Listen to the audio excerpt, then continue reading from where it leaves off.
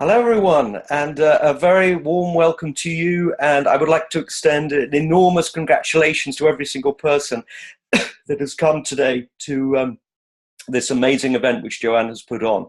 My name is James Sanderson, and it's my great pleasure to share with you my story and also my secrets to success.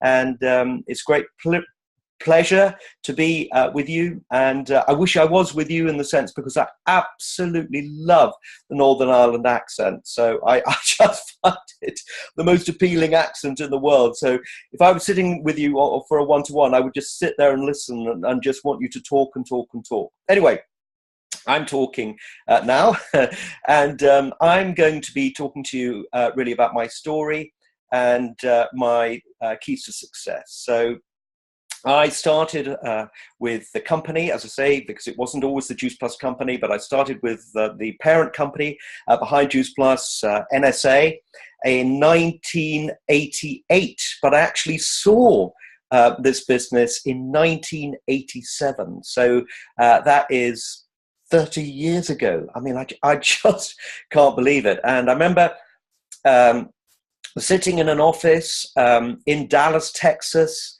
firstly, seeing a very grainy video of someone who we all know very well now, Jeff Roberti, and thinking, God, who is this person?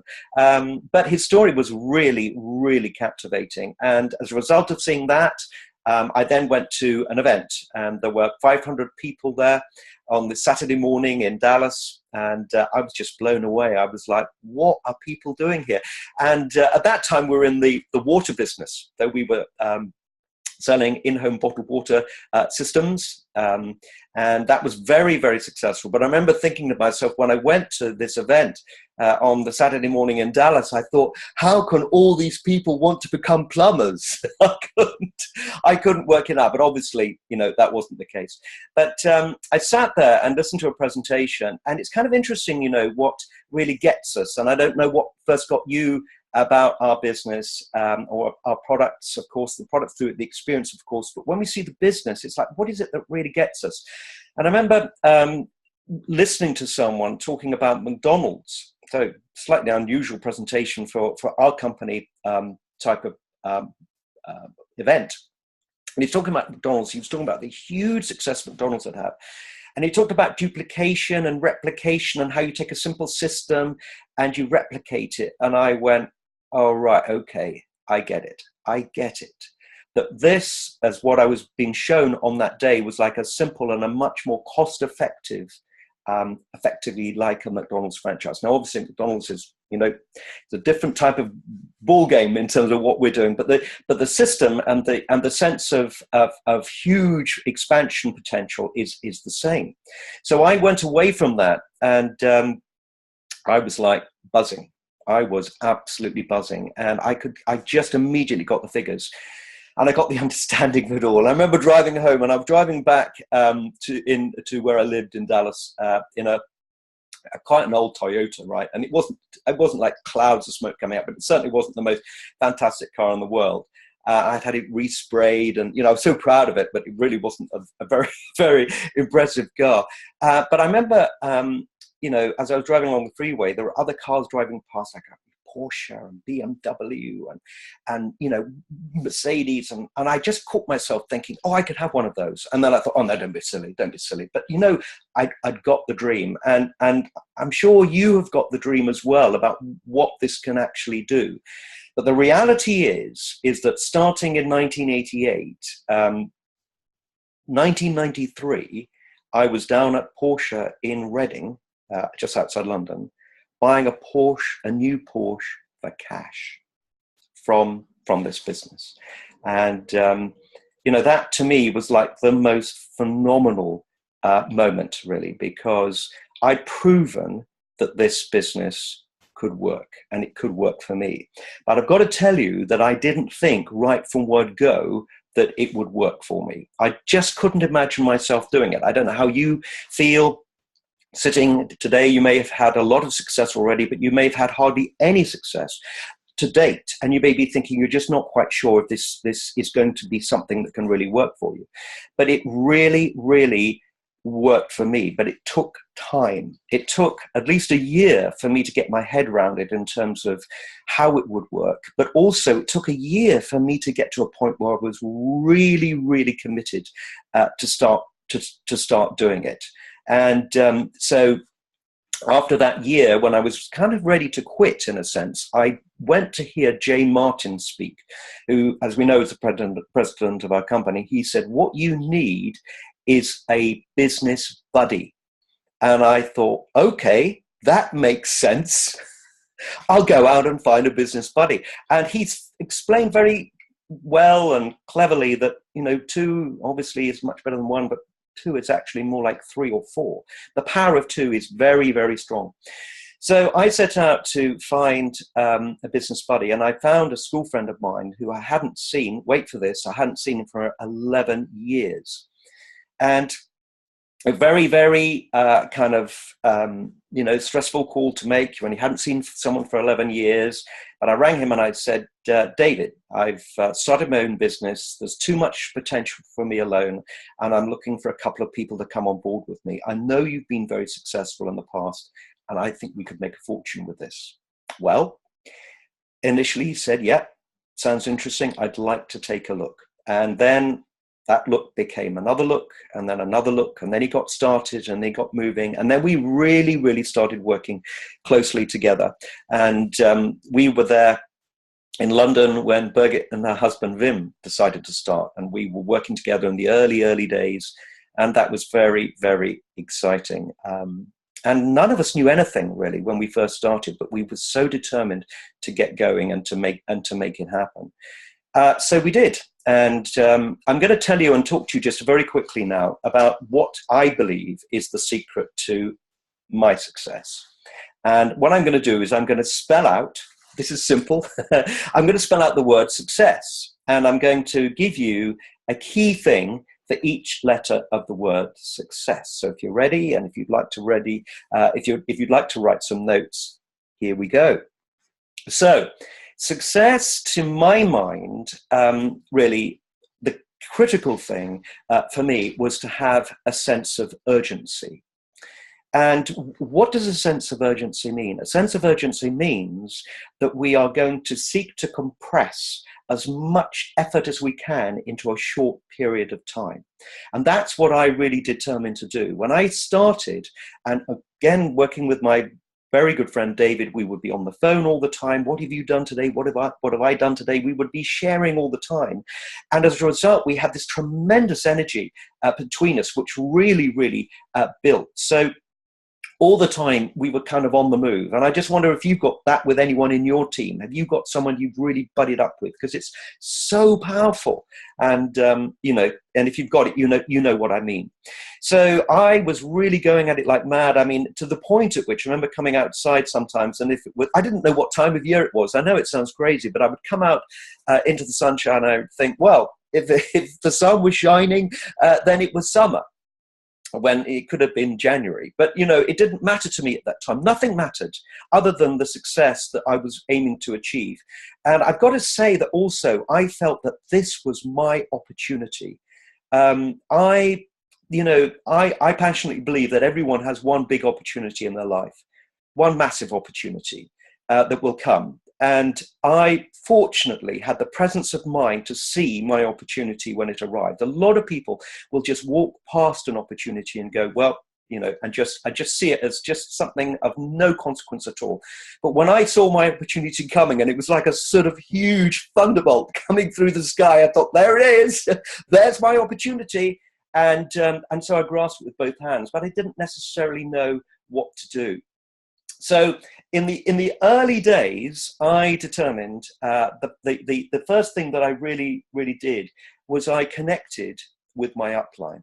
Now, a lot of people say, oh, well, I want to go at my own, do it myself, and I don't really need to talk to my upline. I don't really feel I've got anything to learn from my upline. And you may feel that.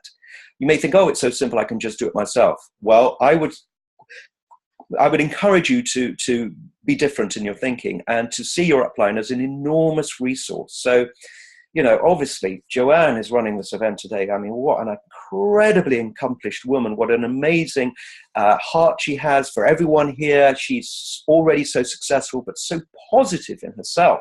So what an amazing mentor for everyone here. But also, if you look at Birgit, my God, I mean, Birgit, you know, is an absolute giant in our business, but also, you know, she's just such such an accomplished person in life.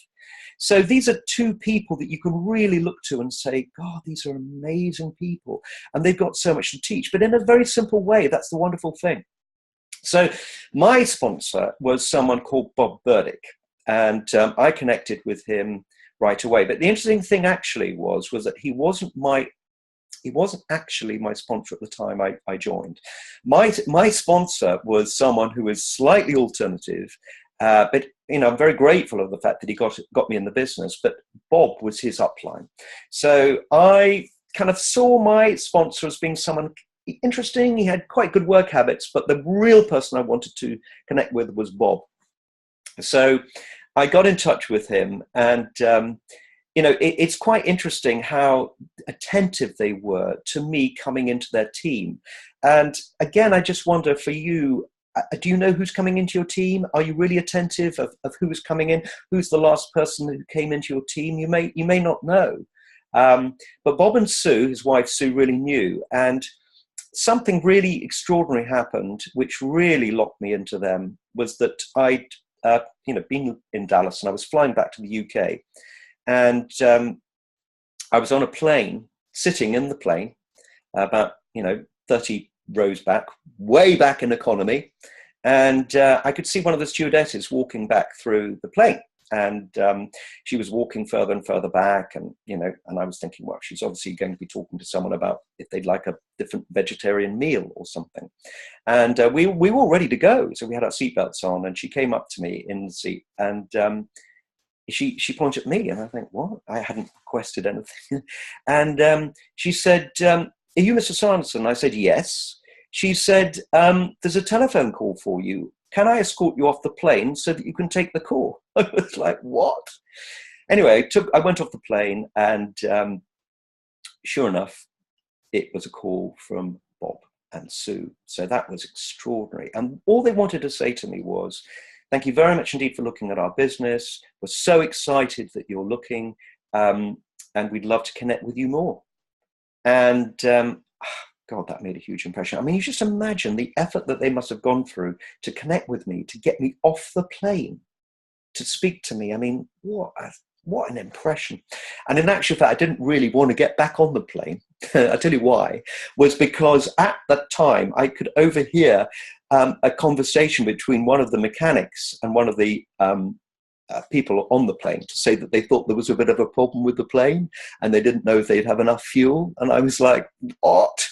Anyway, I did get on the plane, and we were cleared for takeoff, and back we went.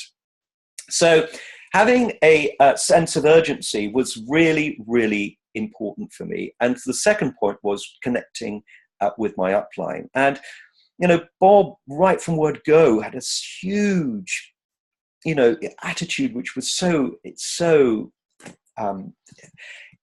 attractive in terms of the fact, you know, I would ring him up and say, how are you? And he would always say, unbelievable, unbelievable. And I would think, how could you be unbelievable all the time? But I picked up from him such a sense of certainty, such a sense of confidence. And I thought, right, you know, this guy's already so successful. All I need to do is do what he's doing. And he set a tremendous path, a tremendous example where I felt right from the word go that I had to run to catch up with him. Never was he turning around to me and saying, well, what are you going to do? And all this. It was nothing seemed to be dependent. His success did not seem to be dependent on me at all. It was just he was becoming successful, and he would love me to come with him, but he was going to become successful with or without me. So that was very intriguing. And again, for you, you might think, you know, this incredibly subtle shift in how you might be building your team, making sure that people are following you, but you are communicating them that you're going to be successful with or without them, which means that you're always adding new people, always adding new customers. No one is ever the issue, and you're always going for gold. You're on the path of success, and no one's going to stop you. The other thing that was interesting is I connected with another of my upline, who was the upline of Bob. And this guy, David Stackrath, was very interesting. And initially, I misjudged him. And I thought, well, I didn't think that he, had too many great things to say. But one thing he said to me, which was so powerful, he said to me, James, all you're ever going to be in this business is a highly paid storyteller. And when he first said that, I thought, oh, what are you talking about? This sounds absolute nonsense. But I've realized that is so critical, that all we are highly paid storytellers. And again, I've realized that whenever I'm talking to anyone, I should always be telling a story, telling my story, telling other people's stories, always explaining the business in terms of how I was first shown it, always explaining the product to someone in terms of how I was first shown it. And this sharing of stories is so powerful. And initially I didn't get it, but when we're sharing stories with people, then people are very open-minded. The moment we start talking at people, that is when we begin to shut. I certainly shut down when someone starts talking at me. You know what, you should be doing this. And I go, no, I don't want to listen to you talking to me like that. But when someone shares a story, I think, oh, that's interesting. I want to hear this. So I connected with my upline, and that was very, very important. The C of success was that I had a clear vision of my goals right from word go. And so the number one thing that I wanted more than anything was that I wanted freedom. I wanted the freedom to be and do and go and just be and do whatever I wanted. But I also had a vision for some material things. So I had a vision that I wanted to live in a property overlooking the Thames. And I visited a friend and he had a nice property overlooking the Thames. So I thought to myself, well, I'd like something like this. And I remember looking out on the river. I thought, yeah, I'd like that. So about the time that I got, same year, I think. Yeah, same year that I got the Porsche. Which I subsequently wrote off, by the way. But anyway, I enjoyed it whilst I had it. I bought a five-bedroom house overlooking the Thames, right on the Thames. In actual fact, it couldn't be closer. I mean, there's no building in front of me between me and the River Thames. And, and someone said to me, James, are you ever worried about flooding? And I said, no. And it's never flooded in all the time that I've lived there. But it's just amazing to look out on the river. And, oh, God. And again, what an extraordinary experience. But it didn't happen straight away. So I had that goal for absolutely ages. And I would write it up on, by my mirror where I shave in the morning. I'd have the goals written up of what I was going to, seeking to achieve. And I would have Tipp-Ex out, and I would have the Tipp-Ex out the date because it kept blasting through the date. But one day the day arrived and I walked through the door and it was mine. So, it is extraordinary how things can happen. And, again, for those people who've listened to The Secret and all that, we know, don't we, that when we set our intention on something, the most extraordinary things start happening. And that's really what it's all about. So I set big goals. I even wrote down a check that was my ultimate dream of what I would achieve. And within, I don't know, I probably within about 6 to 9 months of writing that down, I'd hit that.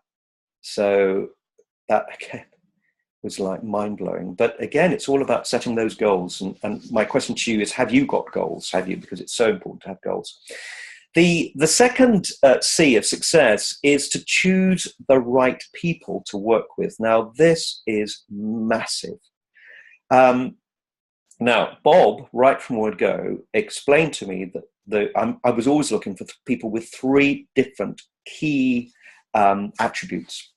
That I should be looking for people with goals, that are teachable, and that have got good work habits.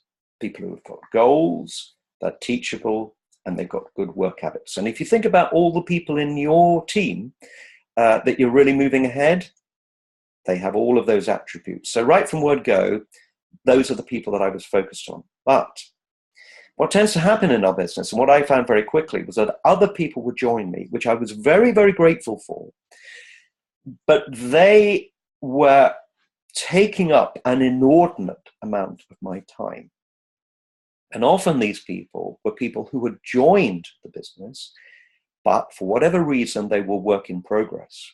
So they weren't necessarily fitting those 3 criteria yet. So I've always got a very open mind with people. So long as people are willing to learn, and so long as people are willing to grow, then I'm willing to work with people. But what I found was that some of the people that were coming in were people that I perhaps shouldn't be spending too much time with. Now, I know that sounds bad, but in our business, we can't afford to spend time with the wrong people. And the people who are the wrong people are people who are not prepared to grow, not prepared to learn, and not prepared to make changes. Yeah. So, but however, if there are people who are learning and struggling, and they may be struggling at the moment, but they're ready to move on, then those are very good people to work with. So we have to be highly discerning. And someone explained to me right from the word go, again, this was a great bit of advice. They said it's like a chess game. So if you make a move, you wait for them to make a move. If you make a move and they don't make a move, you don't make another move. So we don't get into the whole scenario of chasing people. No, we wait for people to call us. I always remember Shay O'Brien said to me, who was such a phenomenal leader in our business, but he's now moved on and he's actually ultimately become a shareholder in the Juice Plus company. He used to say to me, James, who's calling you? Who's calling you? Because those are the people that you should be working with. There's a great indication who's calling you. We're calling people all the time, motivating people, inspiring people. Probably not the right call. All right, so we choose the right people to work with. The E of success is events. Now, I can't possibly emphasize this enough. Events are everything as far as I'm concerned. Now, I know that we've really gone massively into social media, and I'm the biggest fan of that, and I just absolutely love social media, but we need to be with each other. We need to be connecting with each other. And what I observed in the early stages of my business, and one of the reasons why it just grew massively, and Birgit, you will be able to remember this when we were at Baden Powell House, where we used to have events, was that we would have events every week on a Thursday. We initially started with about 50. We ended up with about 400 or 500 every week. We would be connecting with people. Everybody loved it. They loved coming. They loved meeting each other. And then afterwards, we would always go out to eat. And this was something that we always did. And that was really where the business happened, where people would connect with each other. And it's quite funny that, we would get thrown out of so many restaurants, because what would happen is people would effectively take over when they went to the restaurant and move chairs around and tables and the maitre d's, and people would be like, no, stop. We were sort of, I like ruining their restaurant. So we went from restaurant to restaurant, but that didn't stop us building, and we never stopped that format. So having events is absolutely critical. Now, the other thing about events is that I would say is that there's never been a time when I have not been attending events. There's never been. I don't think there's ever been. I've been obviously when I've gone on holiday, but I don't think I've ever gone for longer than 2 weeks, ever, in the last 29 years, when I haven't been at an event, at some event. In events, London, we had an event recently at the Playboy Club in London. I was there. Well, it was an interesting place to go to anyway, but I was there, making sure that we've got events coming up in London. I'm making sure that we don't clash any events, so we're going to all the different events. Now, why events are important? They're important because they fire us up, but also because they fire up the guests and they fire up our team. And there's just nothing that beats hearing a story, a new story, hearing a new, meeting a new person that's just joined the business, or just the whole feeling of just seeing the product presented for the umpteenth time, but to get fired up about it and go, God, I love this business, and seeing the business and thinking, oh, God, this business is so unbelievable, which is what I think every time. Every time I see it, I think, God, I just can't believe how fortunate I am to have been introduced to this business, because this business has been like a Pandora's box for me. It's opened up everything. Every other opportunity that I've had in life basically has come through this adventure, this journey into Juice Plus. It's like a parallel universe. It's just something that can't be quantified in terms of the value. So I hope you're beginning to discover that. The S, or the last but one S of success, is to stay focused. And what are we really going to be stay focused on? We're staying focused. Number one, we're staying focused on growing as an individual, learning, developing ourselves, becoming a bigger person. Because the bigger we become, the more we can give, and the more we give, the more we will receive. But that's the way it always works. So if you're wondering, I don't feel like I'm getting as much back as I would like, the question has to be, how much are we giving? And if we feel like we're not giving enough, we have to ask ourselves, how much are we becoming? So how much are we listening to the Jim Rohn tape on how to build your network marketing business, which I find absolutely phenomenal. I try and listen to it all the time in the car. And the other day, I nearly drove off the road when he said the path to greatness is to serve the masses. And I just went, oh my God, that's what we're doing. And that, of course, is the secret to greatness for each of us, not just in the business, but also for us in life. So growing as people, but also then adding value. So it's a wonderful thing, isn't it, in our business, that we have the opportunity to add value to so many different people. And, you know, I try to ask myself every day when I wake up, who can I add value today with the product? Who can I add value today with the business? And if we ask that question, the universe, God, whatever we believe in, surprise, surprise, people will start coming across our path. I met someone recently, and this is extraordinary. I was at Stonehenge, and I was with two of my team who I picked up from Gatwick Airport, and we were on our way down to the meeting, down to the conference in Bournemouth, which, you know, for those of you who went, and we know it was just absolutely phenomenal. Anyway, we asked someone to take our photograph when we were down at Stonehenge, and this person, I thought, oh, this is kind of interesting person. So I got chatting to him, and we exchanged numbers, because I thought, yeah, you know, maybe this could be very interesting for our business. And anyway, surprise, surprise, he's joined the business, and he came to the event in Birmingham. And needless to say, he's very, very excited. But you know what he said to me? He said to me, James, this business is the answer to my prayers. So that was an extraordinary moment. And how many people have we got around us who are waiting for us to say something to them, because this could be the answer to their prayers? And I mean, you know, it is extraordinary, what we've got here. And unfortunately, it's extraordinary how flippant we can be sometimes. We can say, well, yeah, I've got this wonderful thing, but we're not talking to the people that we should be. And again, I'm saying that to myself as much as everybody here. The wake up call. And then the final S is to settle for nothing less than the ultimate achievement of our goal.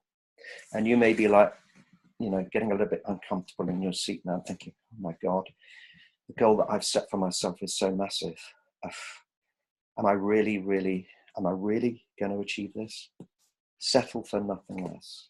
Settle for nothing less. We used to say to people that this business is like climbing Mount Everest or climbing the biggest mountain. You're either going to be seen at the top, or you're going to be found dead on the side of the mountain. But you're going to be found facing uphill. So you weren't trying to get down to get away. You died in the endeavor to achieve your goal. Now, obviously, it's a bit gruesome that, and you know, we don't expect anyone to die in this, but it just gives us tremendous sense of determination. You know, that I'm going to do this, whatever it takes. And the extraordinary thing is that when the why kicks in, and when we connect with our why, the how takes care of itself. So what do I mean by that? What I mean is that we're all surrounded by invisible walls that we believe are there, which stop us moving forward. Often we feel like we've got a glass ceiling above us, but if we keep going, we keep moving ahead, we keep growing, we keep going to all the events, then gradually these glass walls will disappear and we will start achieving the most extraordinary success, really. So, you know, if I think back about, you know, everything that I've achieved, there's been every reason for me not to do it. Every reason for me not to do it. Every reason for me to quit, to say, no, stop, I've had enough. But in actual fact, I've never had enough, because I've always positioned myself for success. And that's what I've just talked to you about now. It's positioning ourselves for success. So I want to ask you, are you positioned for success? Have you positioned yourself for success? Are you giving yourself the best possible chance? Are you? Because only you can give that to yourself. But if you can, and you do, then your success will come. And, you know, it's an interesting thing, and I'm just going to finish with this. When I was heading towards National Marketing Director, and I used to do a lot of visualizing about National Marketing Director. And again, before that, we didn't have PMD, so NMD was the number one. When I was thinking about going NMD, I would visualize two things. I would visualize my pin in the office in Maidenhead, in a cabinet waiting for me with my name on it. And I would also visualize myself on stage. And a couple of times at the end of a conference when no one was really looking, and I was sales coordinator, senior sales coordinator, I would steal myself up onto the stage when no one was looking, and I'd stand there and I would look out over the audience, and I would visualize and I would grasp the hugeness of standing there as a National Marketing Director, receiving my pin and receiving my award. And that was actually, believe it or not, quite a difficult thing to do, because in doing it, I was committing to myself to make it happen. But you know, the most extraordinary thing, and again, this is my final here. When I was QNMD, when I was sales coordinator, I didn't have 5 lines, and I needed 5 lines to go National Marketing Director. And that was my critical thing. And I knew that as soon as I had 5 lines, you know, that were really performing well, then I would go NMD because I had the volume to do it. And someone said to me, I was at a training once, and someone who's very senior at the time in our company said to me, James, when are you going QNMD? And as a glib response, I said, well, I'm going to do it next month. And he said, okay, well, why don't you go to the front of the room today, and there are about 300 people in the room, and tell everyone. And I was like, oh, well, yeah, you know, must go to the loo, or, you know. And he said, no, go on, do it. So I stopped for a moment. I said, yeah, okay, I'm going to do it. And that was a big moment for me. So I walked past all of my peers right up to the front of the room. I turned around, stood at the platform, and I said, next month, I'm going qualifying National Marketing Director. And everybody applauded. But for me, that was when it basically happened. At that moment, it happened. Because I'd made a commitment, not just to myself, not just standing on the podium, the stage, but I'd actually told other people. And I walked back, he shook me by the hand, and I thought to myself, oh my God, what have I done? But obviously it was just hugely powerful. Now, I didn't go qualifying National Marketing Director the following month, but I did the month after. And if I hadn't made that commitment, might not have happened for ages. So everyone, that's it from me today. I really applaud you for being here today. I think your commitment to your own success of being here on this day is utterly outstanding. And I hope that I have given you a few tips that will help you along the way. And in the meantime, I look forward to applauding you every step of the way and to marvel at the most incredible person that you are going to become. Thank you very much indeed for having me. Goodbye.